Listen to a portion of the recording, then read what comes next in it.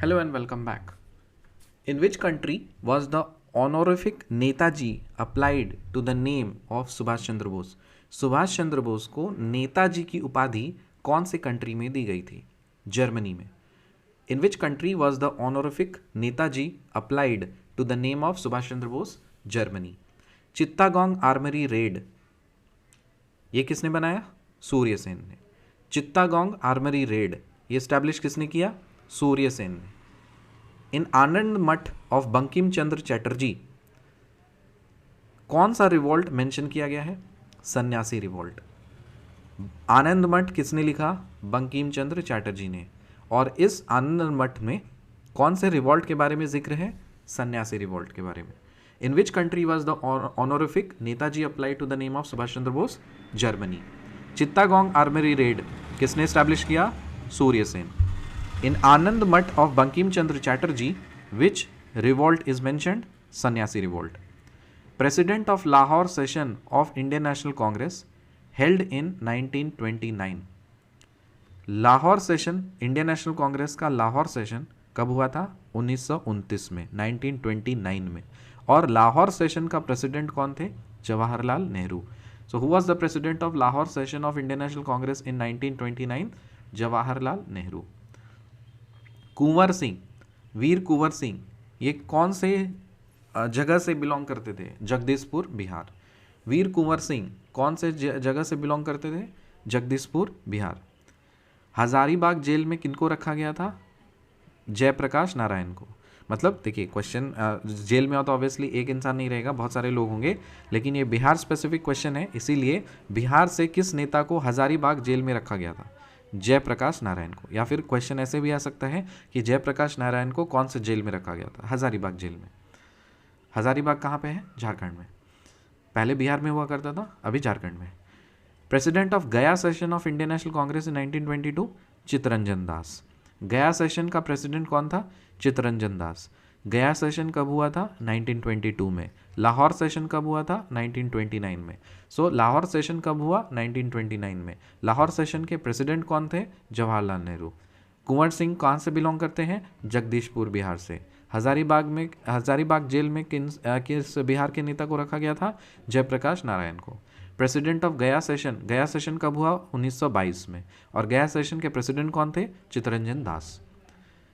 Sarkaria commission किस चीज़ से related है? सरकारिया, देखिए नाम से है Sarkaria commission, centre state relationship से. सरकारिया कमीशन इसका मतलब सरकार है. सरकार तो चलती है सेंटर और स्टेट की, तो इसलिए सेंटर और स्टेट के relationship. Sarkaria commission, centre state relationship.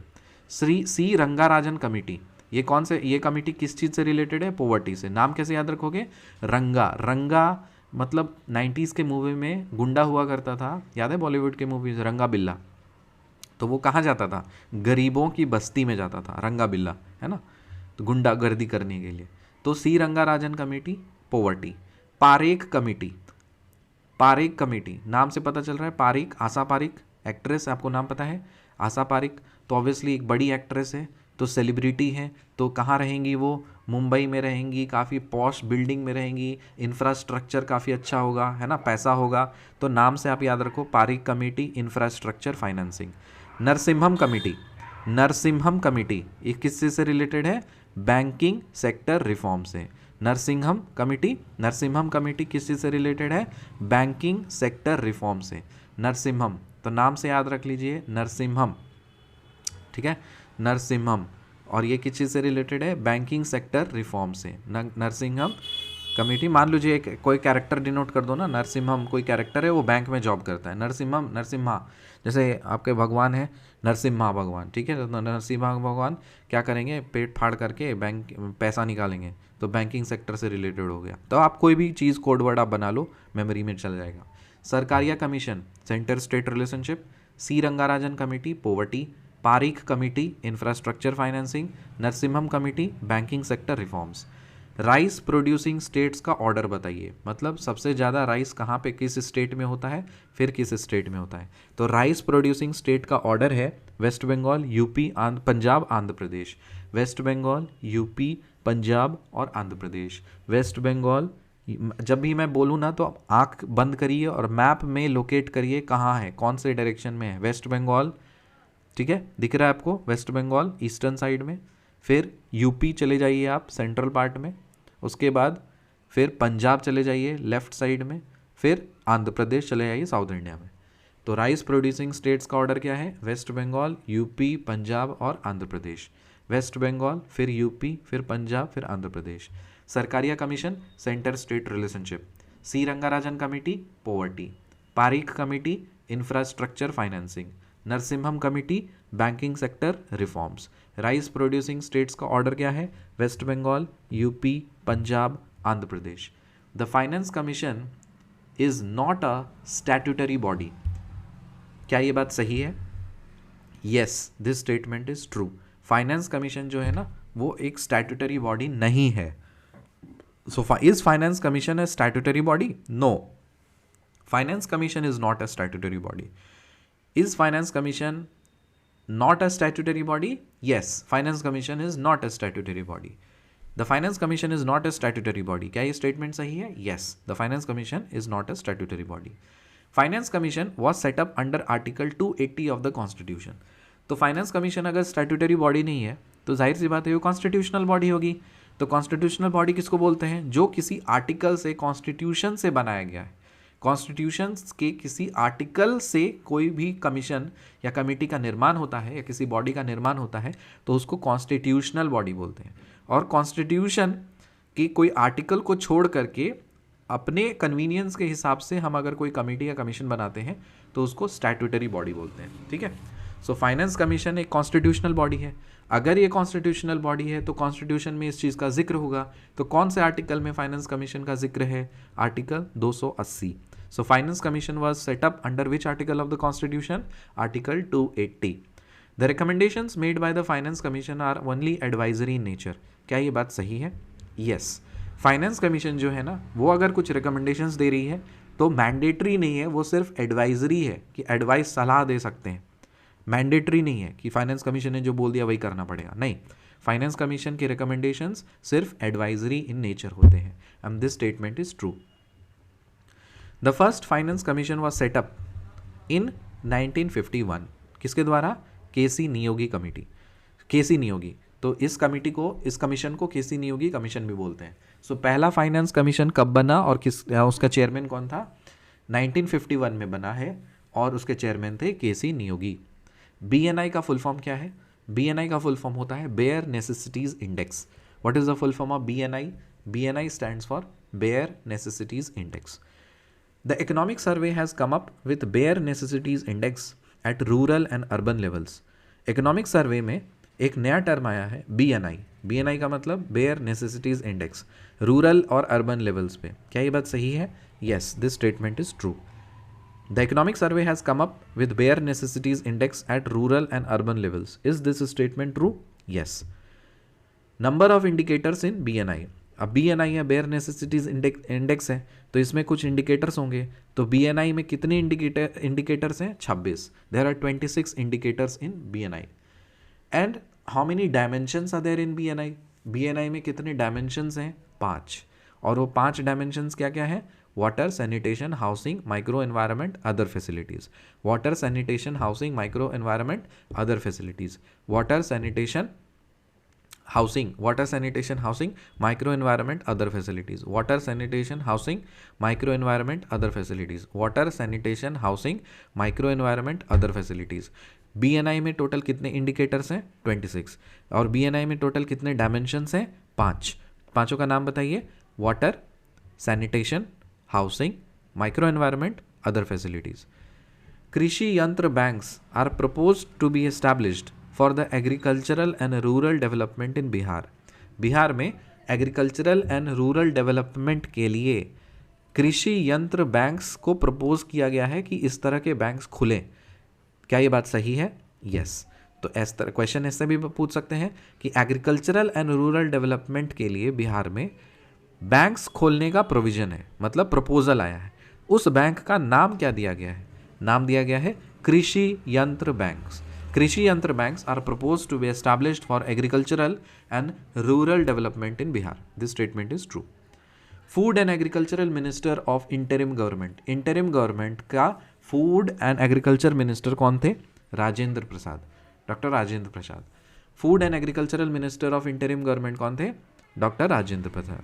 Food and agricultural minister of interim government कौन थे? डॉक्टर राजेंद्र प्रसाद।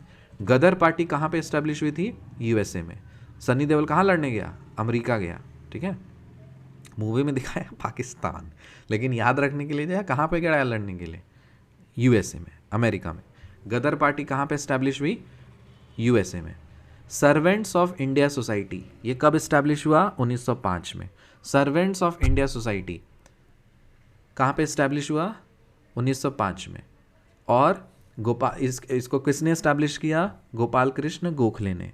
तो सर्वेंट्स ऑफ इंडिया सोसाइटी का एक बड़ा कंट्रीब्यूशन है गिरमिटिया मजदूर के लिए काम करना। तो गिरमिटिया मजदूर का मतलब होता था कि ब्रिटिशर्स क्या करते थे, चीप लेबर्स मतलब इंडिया से उठा करके मतलब ओवरसीज लेकर के चले जाते थे, ठीक है। बंधुआ मजदूर जिसको बोलते हैं, गिरमिटिया मजदूर, ठीक है, बॉन्डेड लेबर्स। तो वहाँ पे बाबा साहब का जन्म आपको कब हुआ है? 1891 में। तो जब बाबा साहब 14 साल के थे तो उसमें 14 साल आप ऐड करो, तो 1891 में 14 ऐड करिएगा तो क्या मिलेगा? 1905। तो जब बाबा साहब डॉक्टर भीमराव अम्बेडकर 14 साल के थे तो वो गिरमिटिया मजदूर को देख करके काफ़ी परेशान होते थे, तो उनके लिए हेल्प मांगने के लिए वो कहाँ पे गए? गोपाल कृष्ण गोखले जी के पास गए, जिन्होंने सर्वेंट्स ऑफ इंडिया सोसाइटी बनाई थी 1905 में। और वहाँ पे उन दोनों ने मिल करके गिरमिटिया मजदूर की लड़ाई लड़ी थी। तो सर्वेंट्स ऑफ इंडिया सोसाइटी कब इस्टेब्लिश हुआ? 1905 में। किसने इस्टेब्लिश किया? गोपाल कृष्ण गोखले ने। सर्वेंट्स ऑफ इंडिया सोसाइटी का मेजर कंट्रीब्यूशन किस चीज़ पे है? गिरमिटिया मजदूर के ऊपर है। बाबा साहब का बर्थ ईयर क्या है? 1891 में। और डेथ ईयर क्या है? 1956 में। 14 अप्रैल 1891 ये बर्थ है बाबा साहब का, और 6 दिसंबर 1956 डेथ ईयर, डेथ टाइम मतलब डे है। अनहैप्पी इंडिया किसने लिखा? लाला लाजपत राय ने। अनहैप्पी इंडिया किसने लिखा? लाला लाजपत राय ने।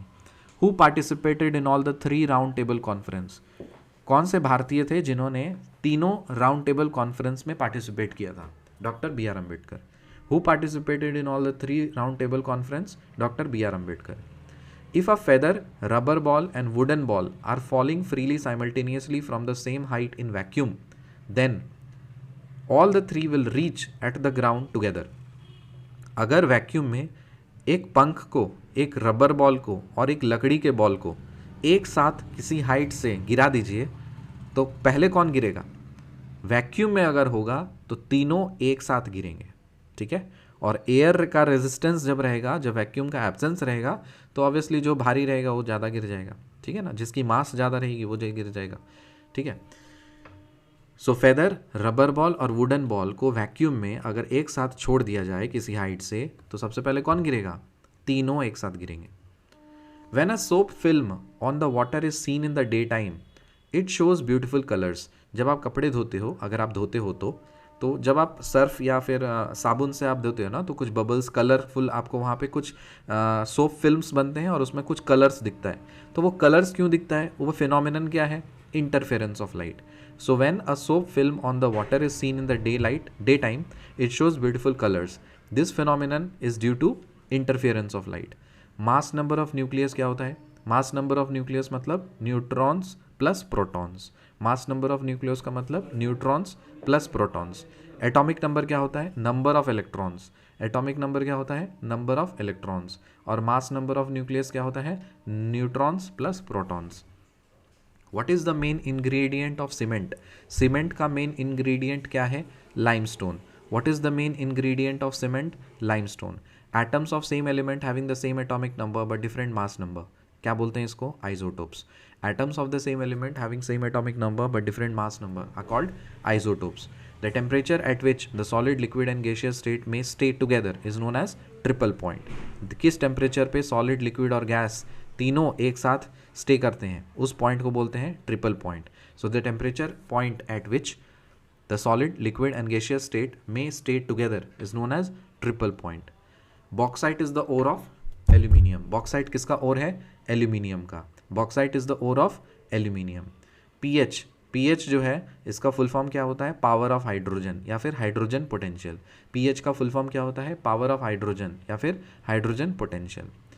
पीएच अगर लेस देन 7 होगा तो वो एसिडिक होगा, पीएच अगर 7 होगा तो न्यूट्रल होगा, पीएच अगर ग्रेटर देन 7 होगा तो बेसिक होगा। तो अगर पीएच की वैल्यू 7 से कम हो गई तो एसिडिक हो जाएगा, अगर 7 है तो न्यूट्रल होगा, ग्रेटर देन 7 है तो बेसिक हो जाएगा। एलपीजी का मेन कंटेंट क्या है, ब्यूटेन। एलपीजी का मेन कंटेंट क्या है, ब्यूटेन। एलपीजी का फुल फॉर्म क्या है, liquefied petroleum gas. So LPG का मेन कंटेंट क्या है, butane. Water passes from the soil into the roots by a physical process called. Water जो है, पानी जो है ना मिट्टी में, वो रूट्स के द्वारा मिट्टी में जाता है, किस प्रोसेस से, उस प्रोसेस को बोलते हैं osmosis.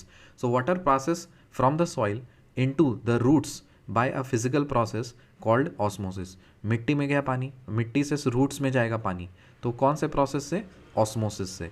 Biodegradable wastes can usually be converted into useful substance with the help of bacteria. Biodegradable wastes को हम लोग यूजफुल सब्सटेंस बना सकते हैं, किसकी मदद से, बैक्टीरिया की मदद से। तो बैक्टीरिया खराब भी होता है, बैक्टीरिया अच्छा भी होता है।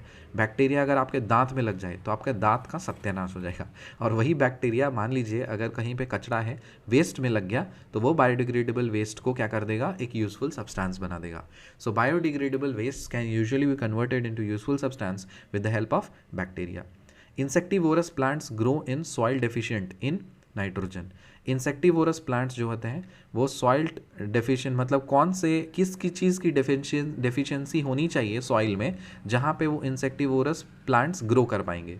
इंसेक्टिवोरस प्लांट्स का मतलब होता है ऐसे प्लांट जो कीड़ा खाते हैं, जो इंसेक्ट्स को खाते हैं। So insectivorous plants grow in soil deficient in nitrogen. So nitrogen की कमी अगर होगी किसी मिट्टी में तो उस मिट्टी में इंसेक्टिवोरस प्लांट्स ग्रो करेंगे। So insectivorous plants grow in the soil deficient in nitrogen. Stem of a plant helps in distributing food to all parts of the plant. क्या ये बात सही है, दिस स्टेटमेंट इज ट्रू। जो plant का stem होता है ना, उसका काम होता है कि फूड को जो उन्होंने प्रिपेयर किया है फोटोसिंथेसिस के मदद से, वो सारे जगह पे फूड को डिस्ट्रीब्यूट कर दे। So stem of a plant helps in distributing food to all the parts of the plant. This statement is true.